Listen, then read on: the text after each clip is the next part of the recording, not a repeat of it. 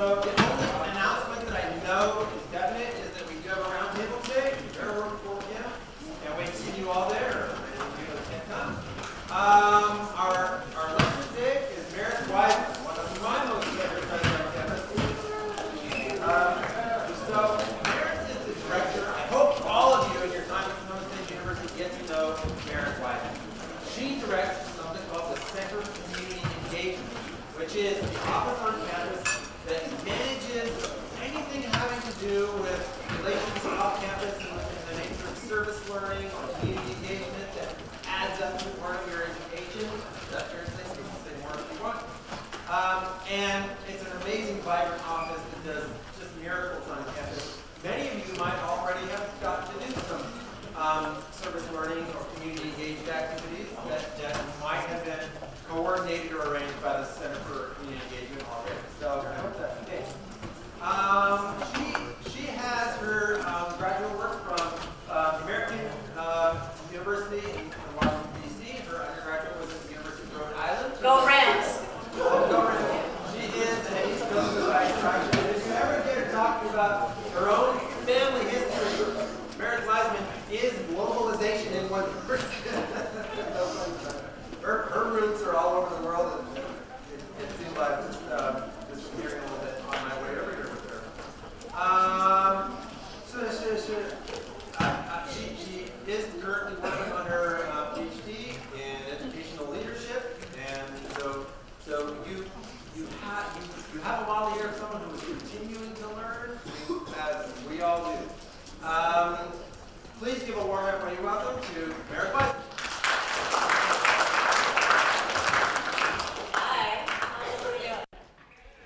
So I know you guys have been talking a lot about identity, particularly last semester, and moving into globalization. So when I was trying to think about what I wanted to do today, I thought I would try to bring those themes together. And I'm going to talk a lot about things that have happened to me and things that have happened to other people. And I'm going to try to use that language so that hopefully this makes some sense. I'm mostly going to just tell stories, though. I hope that's okay. You know, you never know when something happens that you don't always know that it's going to have a big effect. It's not like in the movies where there's that transformative moment and then everything happens after that. At least that's not how it's been for me. But when I was in middle school in Providence, anybody? Providence? No? Okay. When I was in middle school in Providence, Providence is a capital city. It's the capital of the state of Rhode Island. And my schools, they were in the city. So my schools were about a third white of various types, about a third Southeast Asian of various types, and then about a third some African Americans, some Cape Verdeans, some Narragansett Native Americans, and people that were mixed in those groups. And so it was pretty mixed schools. A friend of my parents' kid was a college student and went on a program called Semester at Sea. And Semester at Sea is a program for college students where you take a ship and you go around the world. And when you're on the ship, you have classes. They're just like regular college classes. And then when you are in port, you have some assignments and things, but you mostly are on your own. And so I heard about this, and you go to 10 countries in one semester. And I heard about this program from this friend of my parents' kid or something. And I knew I wanted to do it. It was like, I just knew that I wanted to do this program. And I couldn't even explain why, but I knew it was for me. And I started making decisions to make that happen. I actually only applied to one college. And I applied to that college because I would have free tuition there, which would then leave me money to be able to go on Semester at Sea. I made my college choice based on a one semester thing. And so I did. I went off to the University of Rhode Island. I went to school there. Junior year came, finally got to go a Semester at Sea, which is what I'd wanted to do since I was in middle school. And so I went to, I left, well, before I left, I had about a month before the ship left, and I spent that month traveling around the East Coast visiting people by myself. Oh, by the way, no internet, no cell phones, right? So I spent a week in Boston visiting a friend of mine up there, and actually, I'm going to tell you about him. Today's his birthday, by the way. Happy birthday, Alex. Alex's family immigrated from Russia when he was 5. He learned how to speak English from first watching TV commercials and later watching TV shows. And in college, he was a journalism major. His English was outstanding. But that's how he learned how to speak English, was from watching TV. And there were only 4 channels, but he learned how to speak English. And he told, so anyway, after college, he became pretty religious. And he was Jewish, and he became very religious, and he moved to Israel, so he immigrated again, and he moved to Israel. And I was hanging out with him a couple of years after that move, and he told me something, and he said, this is something that I've never forgotten. He said, when I was in Russia, I was Jewish, and when I was in the United States, I was Russian, and now that I'm in Israel, I'm American. Right. So do I need to say that again? When I was in Russia, I was Jewish. When I was in the United States, I was Russian. And in Israel, I'm American. And he was saying something really profound about identity, something really important about identity. He was saying, I think, that identity is co-constructed. That's the language we use in anthropology. I'm an anthropologist. That it's not just how you feel about yourself, although that's part of it. It's also how other people identify you. And where he was, other people identified him differently, and his identity changed. That really stuck with me. Happy birthday, Alex. He would hate that I just told you guys that. He would hate that. Too bad. Yeah, Alex. Nice guy. Still lives in Israel. I think he's married and has a few kids now. So anyway, I went and visited him for a week, and then I went to DC for a little while. Then I went back north to New York. And then I went to Miami, and I spent a week in Miami with my grandparents, which was fun. And then by myself, I got into a very small plane with only 8 seats and flew to Nassau in the Bahamas with all my luggage. I also dragged my luggage for semester at sea with me up and down the East Coast because I wasn't going back to Rhode Island. I left Rhode Island and I had all my luggage and I took it with me. And I don't remember what I did with my coat because I certainly didn't bring it on semester at sea. I have no idea. And so then from Nassau, I went to the ship with my luggage, stood in line for hours, and talked to the people who were in line with me, other students. Those students became my best friends because we were standing in line together. We then traveled around the world together. Our first night in the Bahamas, we went to a club, we watched a band play. It was maybe the best night of my life with complete strangers. Our first stop was Venezuela. I'm not going to tell you everything about semester at sea, but I think I would tell you about one experience in each country. How does that sound?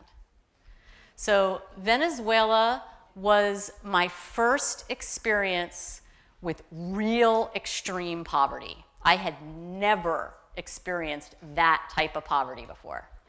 I saw open sewage and smelled open sewage running through the streets.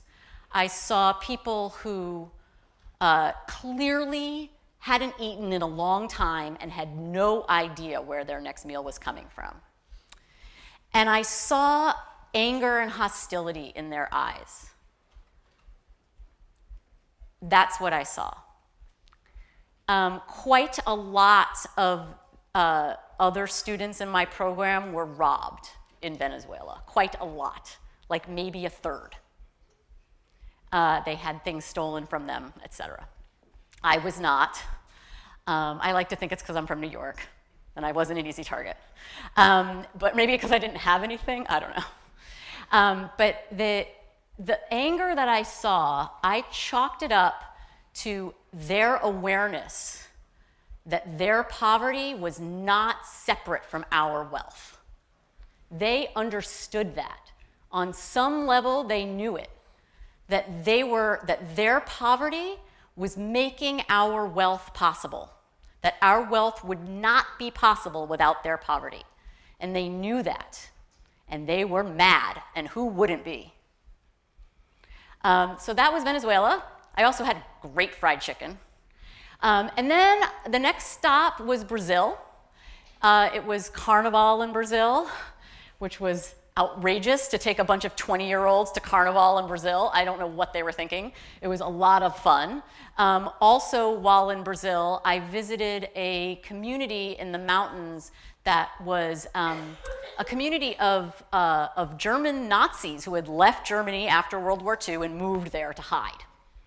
And in this community, the folks there, they made German food and they sold that to tourists. And they married each other, and some of them were actual Nazis, and some of them were their kids and their grandkids.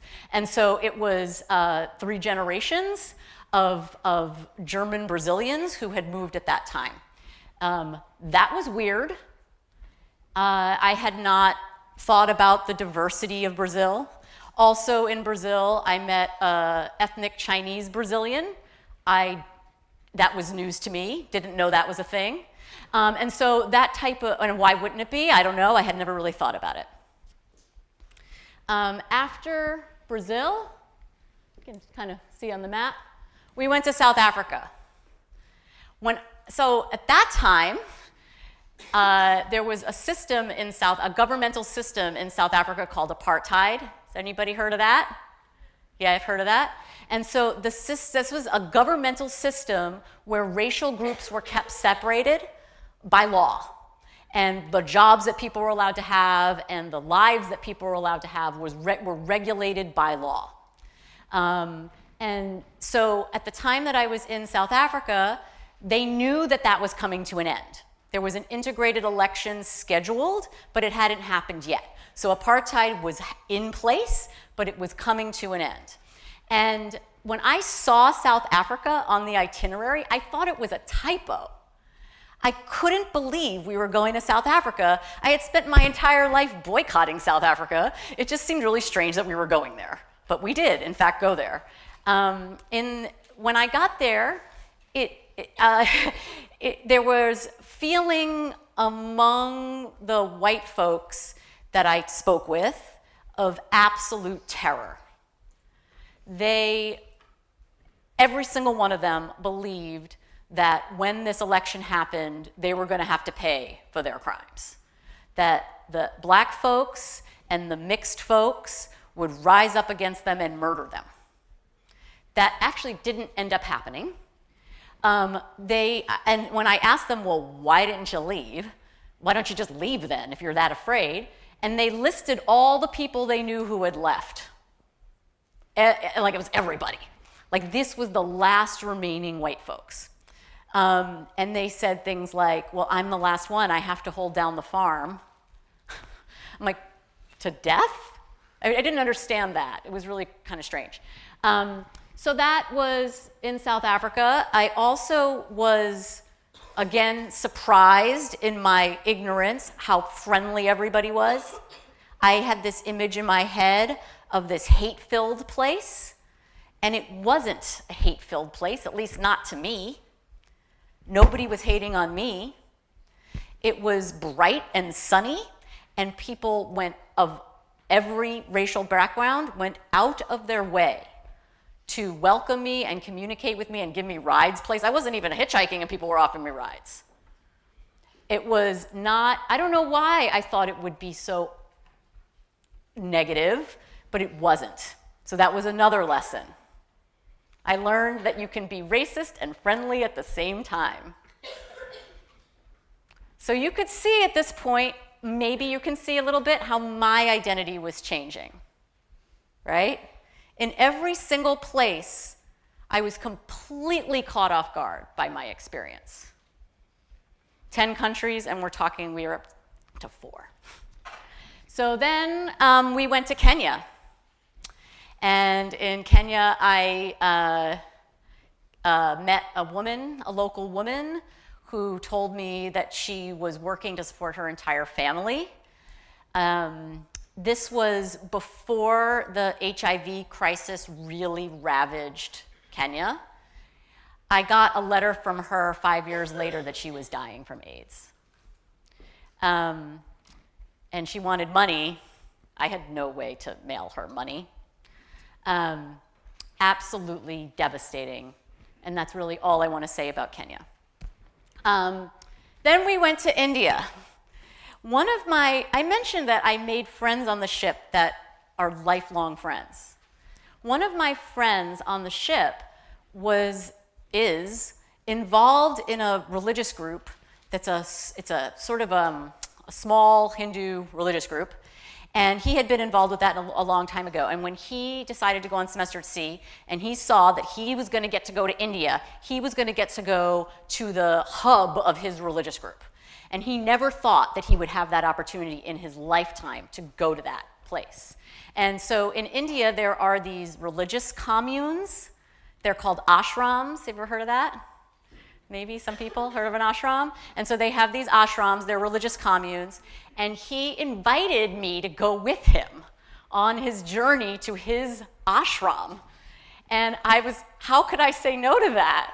I couldn't believe, it was such an incredible honor to be invited to go with him on this experience. It wasn't really my plan to spend my time on an ashram while I was in India. Like, I really wanted to spend time in urban environments, but I just couldn't say no because it was such a real thing with a real person who was really involved. And so I went.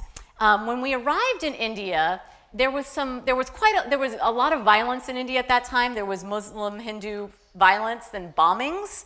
And so they were threatening to not let us go to India at all. And they were going to reroute us to someplace else. Sri Lanka? I think Sri Lanka, which was also really dangerous at that time. I don't know what they were thinking. But their plan, they were thinking, we might not be able to go to India because of all of these bombings. And so instead they decided we were going to go to India. And so they took a map of India and they drew a line across it. And they said, do not go north of this line. Nobody goes north of this line. Well, the ashram was north of that line. So everybody else that was planning to go with us, they all dropped out. I still decided I was going to go anyway. So please don't do this. But I, in fact, did go north of the line. We actually got separated, me and my friend, at one point, and I was in Bombay by myself, and a man on the street yelled at me, "Bomb, bomb, Bombay!" That was scary. And everything turned out okay. My friend didn't talk to me for 3 more ports because he was so angry at me for getting separated from him and really scared. But everything was okay. We had a really good experience. The ashram, for me, wasn't a religious experience. And so I left and wandered around the villages in the area by myself, which was kind of great. India, yay. And then the next stop was Malaysia. And so Malaysia, at that time, so when I grew up in Providence, the economy was a disaster. My entire childhood was this massive recession where there was massive homelessness, people couldn't get jobs. It was a mess when I was growing up. And we were the first generation that was told, you're the first generation that's gonna make less money than your parents, so get used to that idea. And so we grew up in this economy that was crumbling, and the infrastructure that we inherited was crumbling. And so our schools were the schools that the baby boomers had used, and they never bothered to fix them, and they just stuck us in there. The roads were the roads that were built for the baby boomers, and they never bothered to fix them, but we had to drive on them. And so we grew up in this like crumbling economy with this crumbling infrastructure. And at that time, there was this term, the tigers. These were these Southeast Asian countries whose economies were booming. They were absolutely booming. This is where all the factories were before China got the factories, right?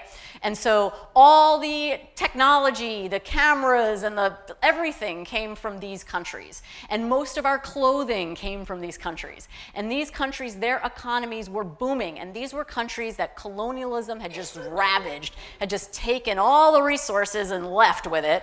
And these folks had been living in poverty for a couple generations. And now they were able to work in factories and work really hard and make enough money to have something resembling a lifestyle that they weren't starving.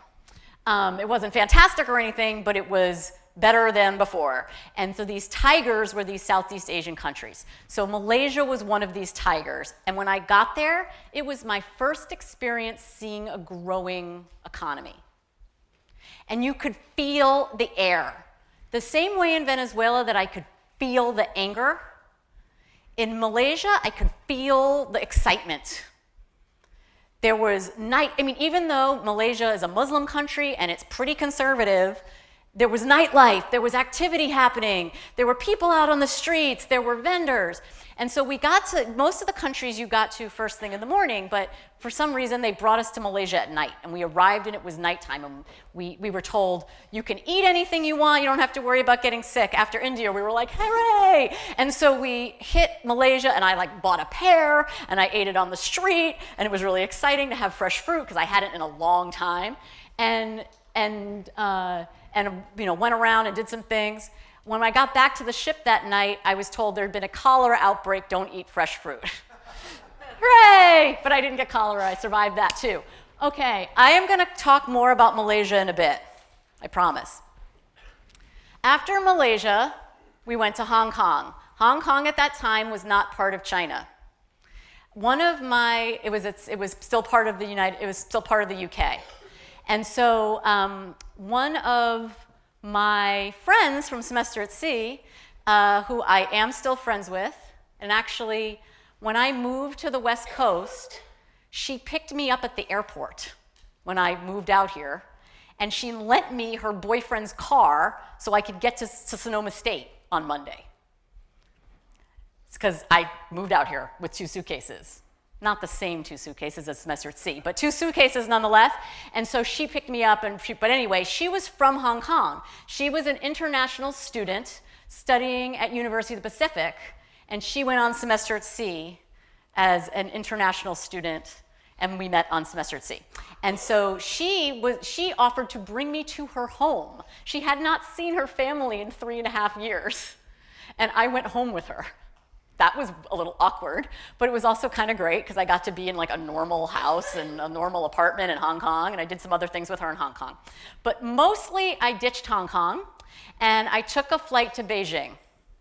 And so I went to Beijing, and I stayed in a dorm at a college there. The college there that I stayed at was called Berda, which is like their version of Harvard. And I stayed in a dorm in Beijing. It was uncomfortable, and it was the guest dorms, which I understand are very nice. I made friends with a local student who went to that university. They matched us up with people. I didn't just do it. And this guy spoke English pretty well, and he invited me back to his dorm room. I know that sounds creepy, but it was an incredible, great experience, and it wasn't creepy. And I went back to his dorm room, and his dorm room was about the size of 3 of those tables. And 6 men lived in that dorm room. And there were 2 sets of triple bunk beds, and then there was this little desk that they had a hot water, like a teapot on, a tea kettle, and they shared this little desk and this tea kettle, and that was it. And they all lived in there. And there was this curfew. At 9 o'clock, all the lights went out. I'm like, when do you guys study? How does this work? And so they brought out this book.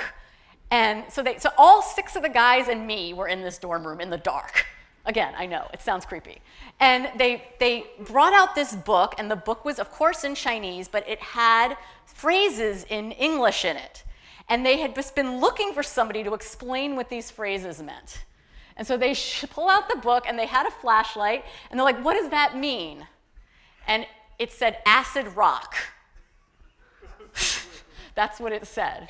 So if you don't know what acid rock is, it's this type of rock from the 60s where the performers took a lot of LSD and they made noisy music with it. And so I had to explain that to people who had no cultural reference whatsoever. It was fantastic. That was my highlight of China. Do you see the ties to identity? Maybe? Yes? Some ties to identity? They were looking for somebody to help them understand this cultural concept, and there was really no way for them to understand this cultural concept from their perspective, and they got me there. And I got to reinforce who I was as a Westerner. And I actually was, at least I knew what it was. So there was that. Okay, so after China, we went to Taiwan. And Taiwan, most of the people, the vast majority of the people who live in Taiwan are from China. Their ancestors are from China. And when the Chinese Revolution happened, they moved to Taiwan, and they took all the stuff with them. So the wealthy people left because they didn't want their stuff taken by the communists, and so they took it all to Taiwan with them. And I'm oversimplifying, but it's to give you some background quickly. And so I went to the National Museum of Taiwan. When I was in China, I went to the Forbidden City, which is this sort of like a park where the old-timey like kings used to hang out.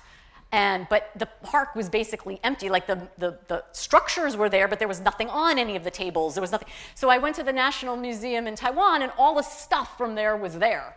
So a few days after being in this empty park, I was seeing the stuff that had been taken and now was in a museum in Taiwan. So that also was a little strange. And the materials were beautiful, if out of context. I also bought a lot of stationery in Taiwan. I really liked their paper products. I actually think I still have some. That was a long time ago. I don't remember much more about Taiwan. It wasn't my favorite stop. The next place we went was Japan. So up until Japan, the places that I visited had been either really, really poor or sort of global working class-ish. But Japan is a wealthy country, and was a wealthy country then too.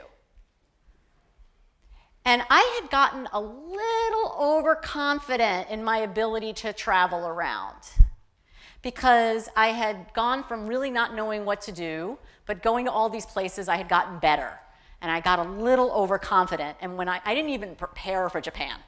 I just showed up and started wandering around, which is one way to do it. I went to a baseball game. That was kind of cool. I wanted to go to sumo, but I couldn't afford it. It was too expensive. So I went to a baseball game. That was fun. I also wandered into a church. And I was, again, after all these months of traveling and being surprised over and over by my own ignorance, yet again, I had the opportunity to get surprised by my own ignorance. I think I was surprised to even see a church.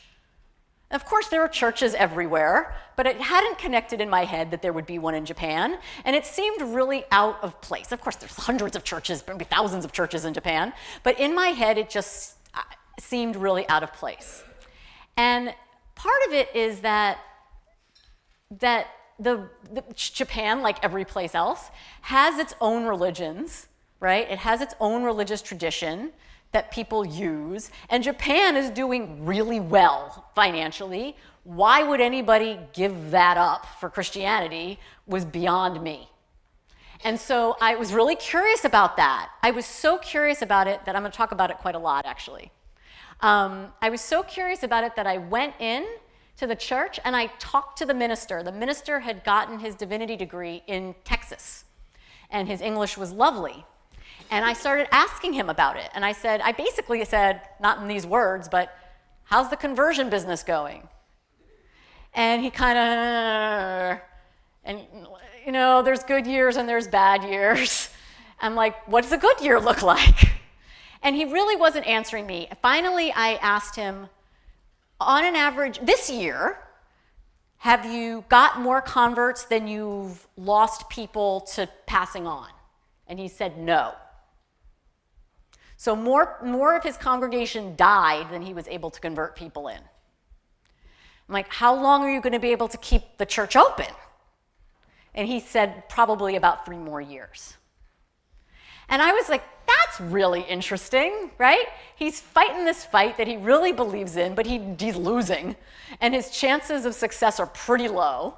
And I just was really curious about that, and it rattled around in my head for years. After semester at sea, I went back to college. I went back to URI. Go Rams! And my friendships back at URI had changed.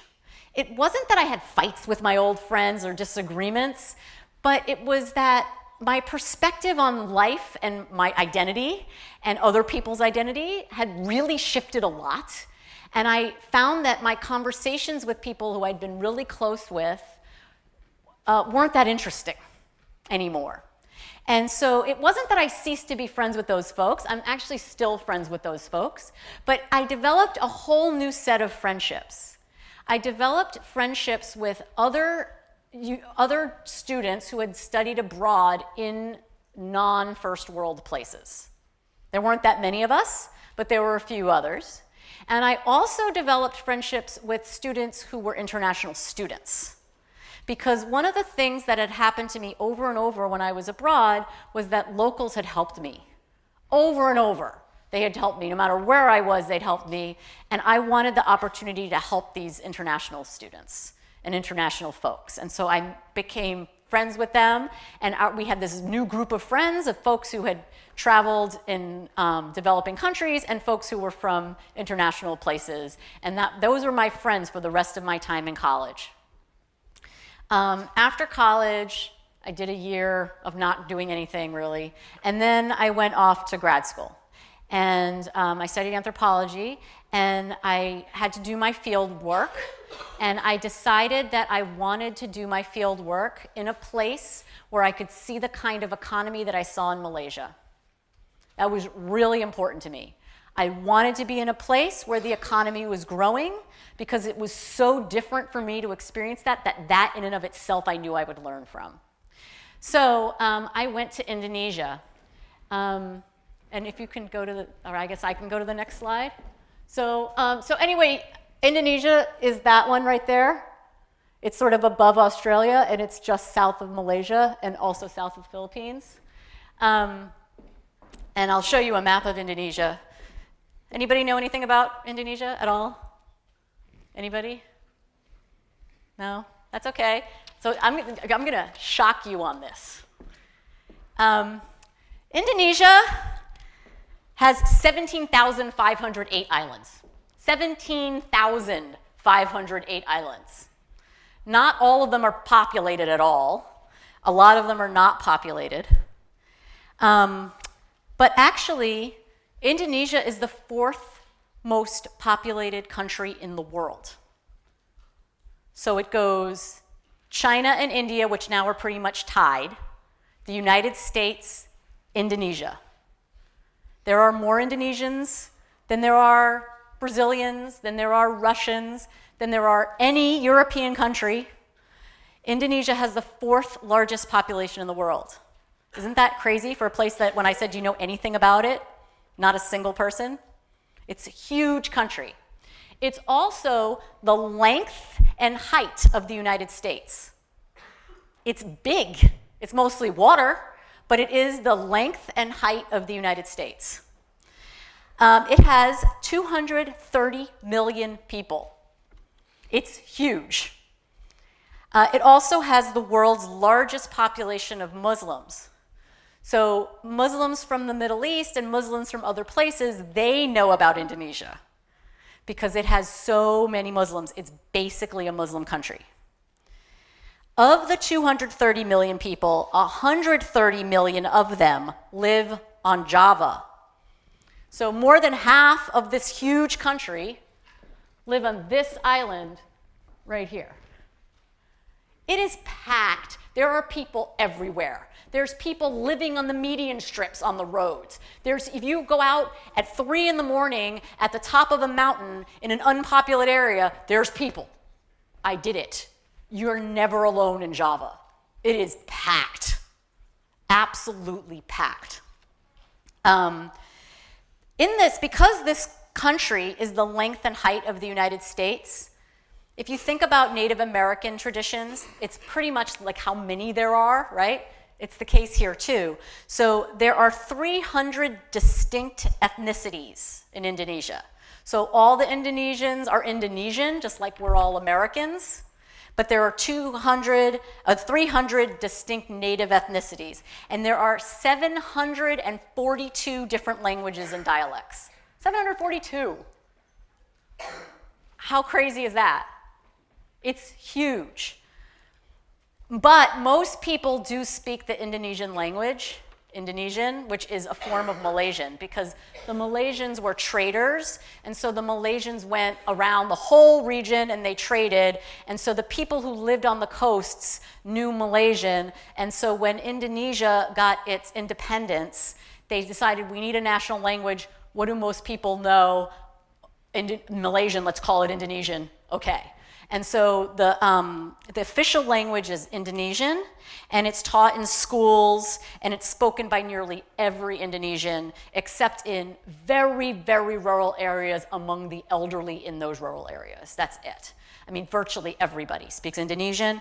It's the language of business, politics, the media, education, academia, everything. So it's very hard to function if you don't speak Indonesian. But most Indonesians speak at least 2 to 5 other languages or dialects. They speak the languages that are in their area.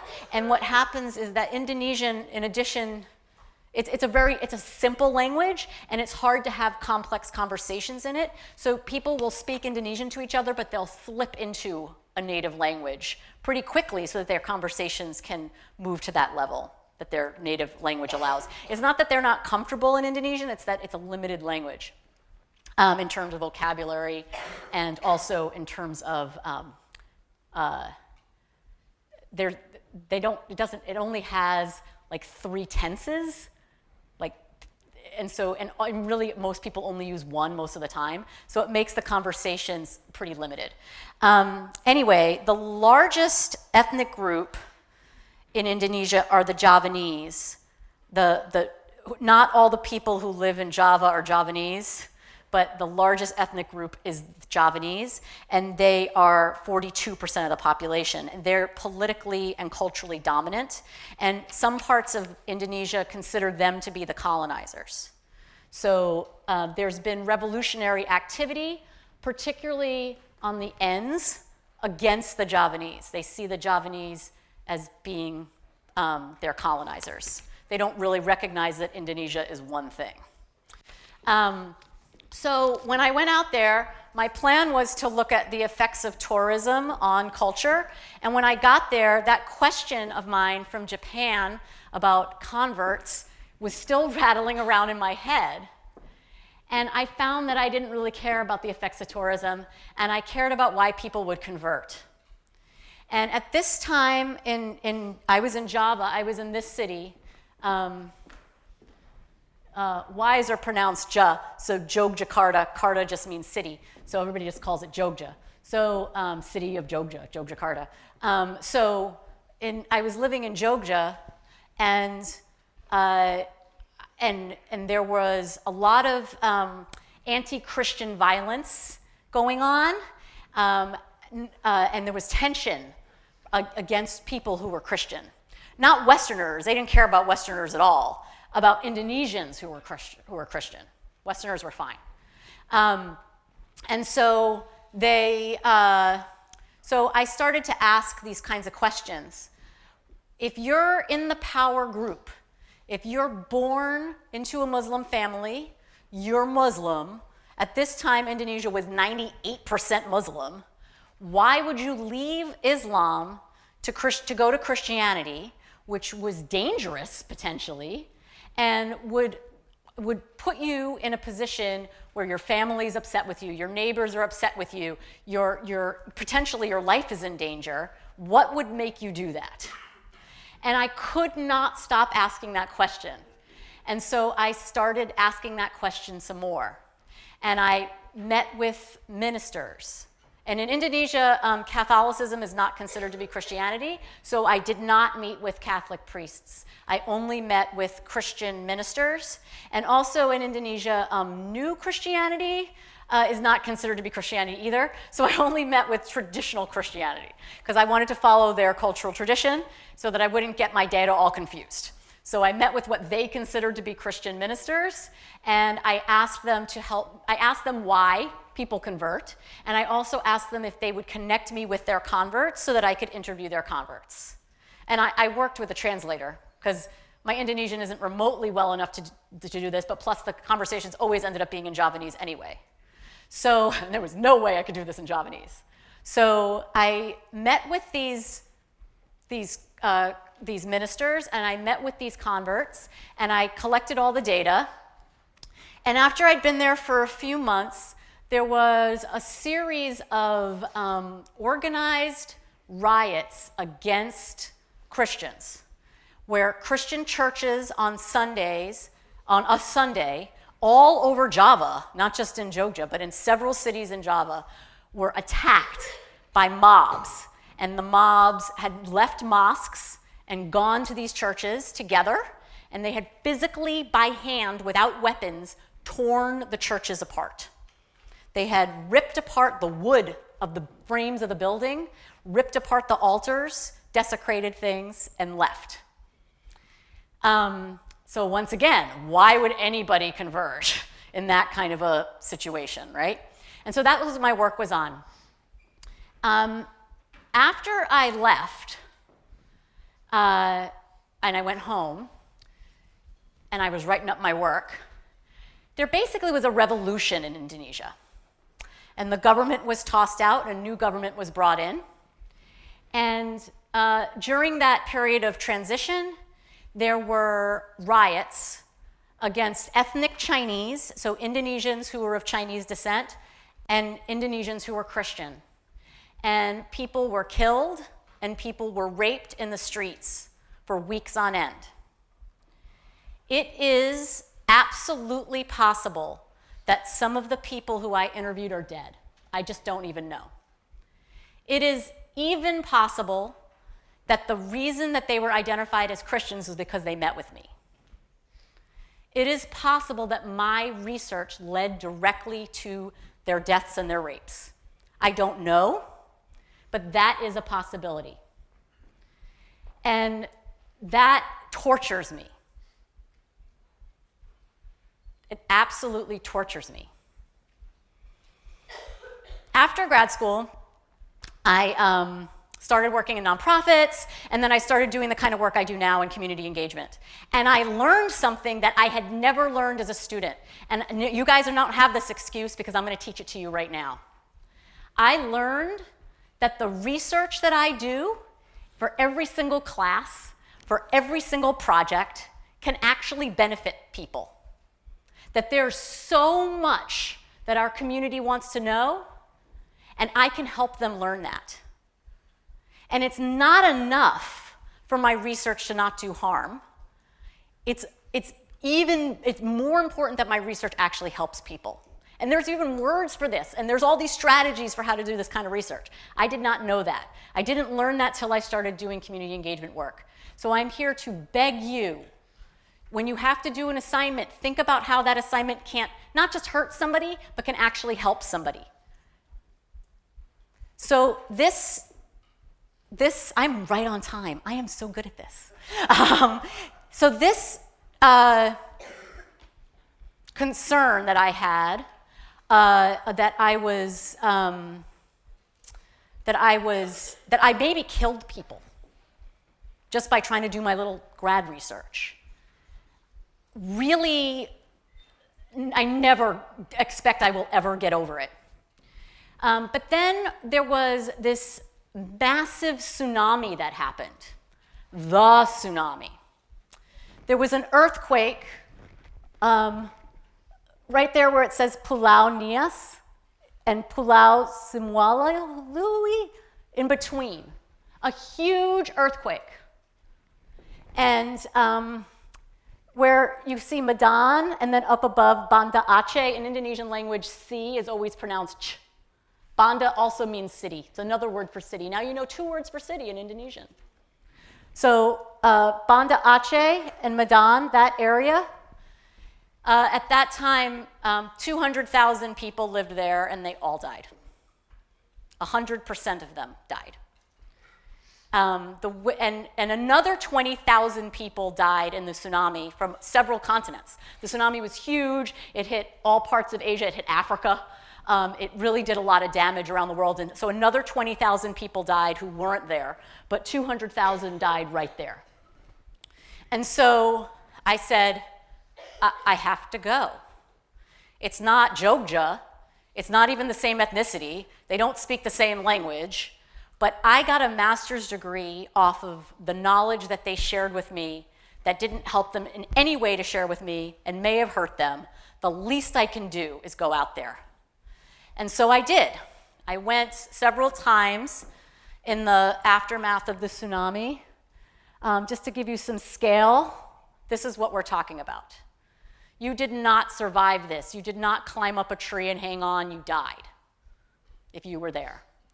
Aceh was one of the regions where there had been revolutionary activity against the Javanese for more than 50 years.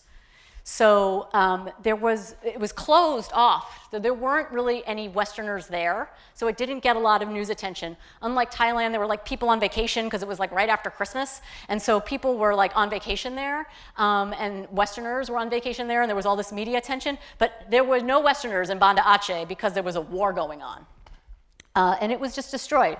So by the time I got out there, the roads had been replaced. And so I drove hours in any direction and just saw rubble. It was hours and hours, and I never hit the end of the rubble. This is what it looked like everywhere you went. The people that you see picking through things, these were the people who were in Java. They were working in Java. Their families were from Aceh, so they went back to Aceh to pick through the rubble. You did not survive here. These are the family survivors, not the local survivors. And you can kind of see, it's kind of hard to see in this picture, but you might kind of be able to see on the mountains on the edge a couple things. First of all, there was nowhere to run because it was a sheer mountain, and that's the whole thing because it's an archipelago. There's nowhere to go. You couldn't outrun it anyway. The side of the tsunami ripped off the side of the mountain to about the a six-story building. It ripped off the side of the mountain. And you can kind of see some like rock over there. That used to be covered in trees, but the tsunami just ripped that off. This brown stuff, that used to be rice paddies and homes. The rice paddies, and you can kind of see a little bit there, some of the ripped off the side of the mountain there. The rice paddies were full of salt, and people weren't sure if they would ever be able to farm it again. Ooh, I'm out of time. Yeah, there's some more destruction. That looks great, right? Good luck surviving that. This is my friend Iwan's house. He was this is him. He was an accountant, and he was working in Jakarta, and he lost every member of his family on all sides. Even his sister-in-laws, in-laws, he lost everybody. He found his sister's father-in-law's wallet. That's what he found of his entire extended family. This is barracks that the US Navy built. The US Navy were the first ones on the scene. They were off the coast, they felt the earthquake, and they said, we need to get to Aceh. And they buried bodies, and they built these barracks for people. Some more horrible destruction, and that's all I got. So thank you guys. My point, identity, global, yes? Okay, yes. Do research that matters. You have to do research anyway. Do research that matters. Travel the world. Travel the world. Happy Valentine's Day.